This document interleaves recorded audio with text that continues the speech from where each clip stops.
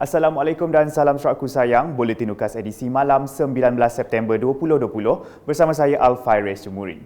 Tumpuan berita. Perhimpunan Agong Tri Tahunan Pertubuhan Belia Kebangsaan Bersatu Sarawak Saberkas ke-16 yang berlangsung di Bandaraya Miri dari 18 hingga 20 September bertujuan untuk mendengar pembentangan usul dan cadangan bagi memilih ahli jawatan kuasa tertinggi Saberkas Negeri Sarawak sesi 2020 hingga 2023. Majlis perasmian telah diadakan di Pullman Hotel Miri hari ini dan disempurnakan oleh Ketua Menteri merangkap Presiden Saberkas, Datuk Patinggi Dr. Abang Haji Abdul Rahman Zohari Tun Datuk Abang Haji Openg.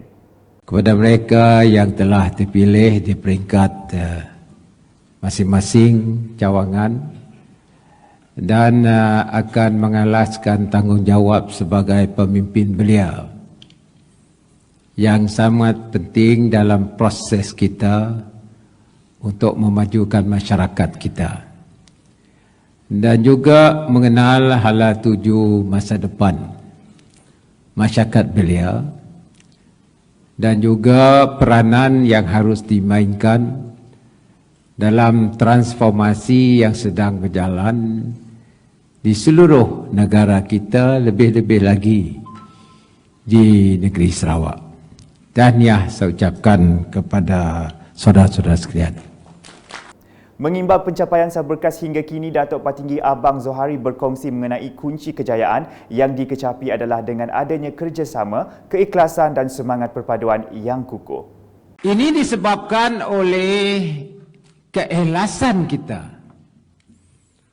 untuk membangunkan masyarakat belia supaya mereka dapat dilatih dalam masyarakat yang berbilang etnik,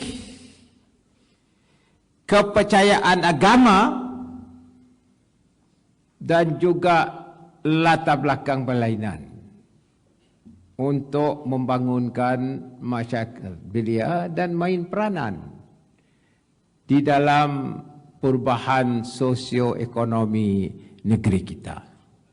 Untuk itu, beliau amat berharap agar ahli yang terpilih menerajui Saberkas dapat memainkan peranan yang baik dalam memimpin belia, memberi peluang kepada belia yang berpotensi di samping mengambil tahu dan relevan dengan keperluan masa hadapan. Jadi walaupun saya keluar, insya-Allah saya akan membantu Saberkas. Saya mengucap banyak terima kasih kepada semua ahli Saberkas yang telah memberi kepercayaan kepada saya dalam saya memimpin Saberkas. Saya telah menyumbang yang terbaik untuk Saberkas. Dan saya harap Saberkas akan terus hidup mengikut peredaran zaman dan melatih anak Sarawak yang duduk sama rendah, berdiri sama tinggi dengan any belia in the world. Berita seterusnya, penyerahan surat hak milik tanah membuktikan usaha murni kerajaan negeri dalam memastikan hak rakyat ke atas tanah sentiasa terpelihara dan terjamin. Sebanyak 132 surat hak milik tanah disampaikan kepada 117 orang penerima dari Kampung Bobak Sajong, Kampung Tanjung Poting dan Kampung Sudoh dalam Majlis Penyerahan Surat Hak Milik Tanah Seksyen 18 Kanun Tanah Negeri KTN Sarawak di Bau hari ini. Berucap dalam majlis tersebut, Timbalan Ketua Menteri Datuk Amar Awang Tengah Ali Hassan berkata, dengan kerjasama yang erat dan kerja-kerja penyukatan yang terancang, maka penyukatan tanah di kawasan Bau dapat dipercepatkan. Kerja-kerja penyukatan tanah ini berjalan dengan lancar. Di Bau ini, dengan kepimpinan Yang Berhormat Datuk Henry Jinip, bersama dengan DBNA, pegawai-pegawai kerajaan, termasuk kita sudah tentu Jabatan Tanah dan Survey, ketua-ketua masyarakat. Saya tengok dari awal lagi mereka mempunyai kerjasama yang begitu erat sekali. Dan mereka mempunyai perancangan-perancangan. Ujar beliau, sejak inisiatif baharu bagi menyukat tanah yang dilakukan secara 2 peringkat diperkenalkan, lebih daripada 942,000 hektar tanah telah berjaya disukat di seluruh negeri Sarawak untuk kaum Bumiputera berbanding sebelum ini. Melalui inisiatif baru ini, sejak daripada tahun 2010 yang kita laksanakan penyukatan tanah ini secara 2 peringkat, kita telah pun berjaya menyukat tanah di seluruh negeri Sarawak ini untuk kaum kita Bumiputera.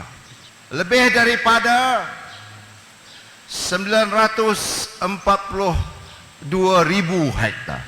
Dan yang sudah diwartakan ialah lebih daripada 750,000 hektar.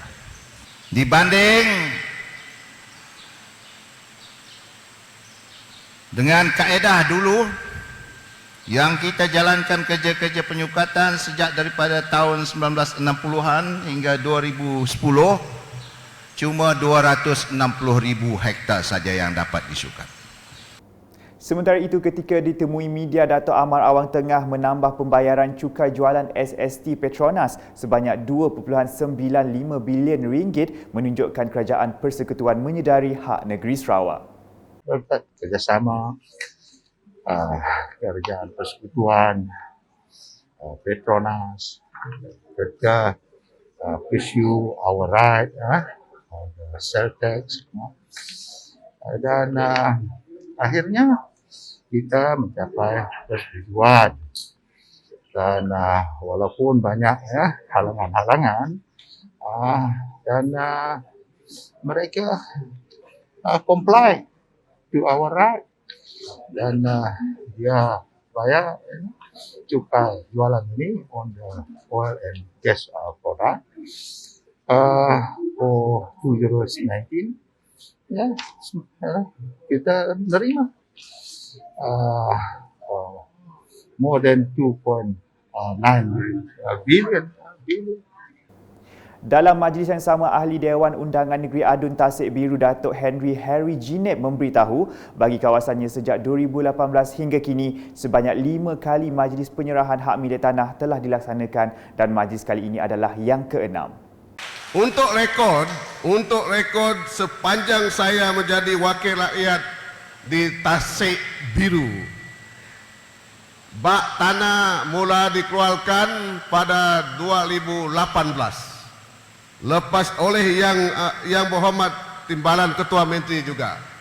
Lepas itu pada Januari 2019, Oktober 2019, Disember 2019, Februari 2020 dan September hari ini, hari dan kali yang ke-6 surat hak milik tanah dikeluarkan di kawasan Tasik Biru Bau ini.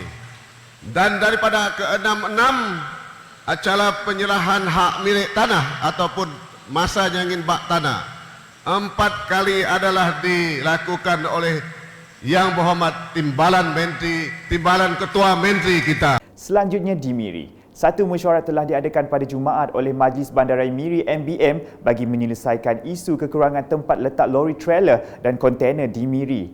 Ia susulan aduan mengenai lori yang diletakkan di kawasan berbahaya dan menyebabkan masalah kepada lalu lintas. Berucap ketika mempengerusikan mesyuarat itu, Menteri Pengangkutan Datuk Lee Kim Shin berkata, cadangan telah dikemukakan untuk membina tempat meletak lori di Jalan Miri Bypass bersebelahan Miri Central menggunakan tapak berkeluasan 6.42 ekar yang telah diluluskan bagi tujuan tersebut, merujuk kepada Jabatan Tanah dan Ukur. Coming from Kuching, Sibu, Bintulu, they are overnight here in Miri, plus other cargo lorries. There are about 200, they say more than 200 lorries here every day. And therefore there is a need for us to have a proper lorry parking depot for the lorries.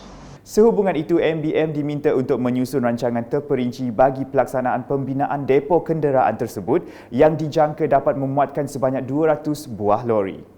Dengan adanya depo kenderaan itu kelak, pengendali lori dan kenderaan berat akan mempunyai ruang parkir semalaman di persekitaran yang selamat dan terjamin.